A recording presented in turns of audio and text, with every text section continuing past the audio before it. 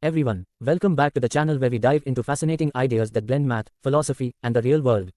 If you're new here, hit that subscribe button and join our curious community. Today, we are tackling a mind-blowing concept called the iron law of oligarchy. Ever wondered why so many organizations, movements, or even democracies end up controlled by a small group of elites? Well, stick around, because we are not just going to talk about it, we are going to break it down with mathematics to show why this happens and whether we can resist it. Let's dive in. So, what exactly is the iron law of oligarchy? This idea comes from sociologist Robert Michels, who studied European socialist political parties, like the German Social Democratic Party, in the early 20th century. In his 1911 book Political Parties, he argued that organizations, even those aiming for democracy, tend to end up controlled by a small group of leaders.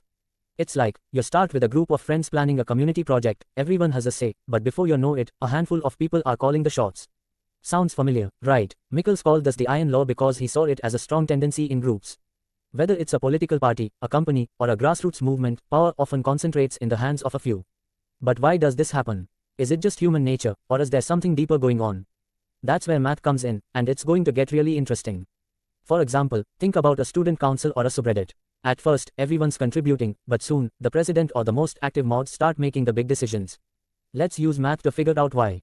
To understand the iron law, let's think of an organization as a network. Picture every person as a dot, or a node, and their relationships as lines connecting them, called edges. In a small group, like a club with 10 people, everyone's connected, and decisions are made together. The network is flat, democratic, and everyone has a voice. But when the organization grows to 100 or 1000 people, it's impossible for everyone to talk to everyone else. Decision-making gets messy, and some people step up to coordinate.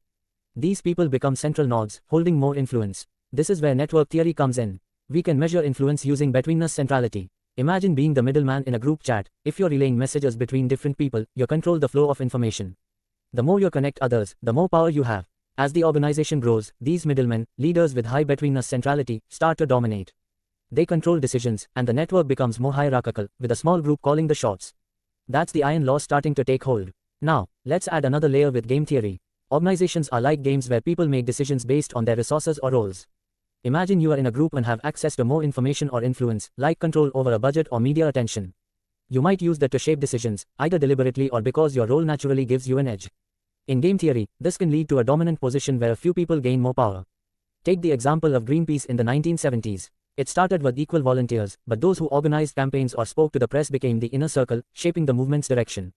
This is what Michels saw in socialist parties. They started with equality, but a few leaders ended up in charge, often because of their access to resources or visibility. Game theory shows us why power concentrates when some people have advantages, whether intentional or organic. If you are finding this fascinating, drop a comment with a group where you've seen this happen. It'll keep us all engaged. So why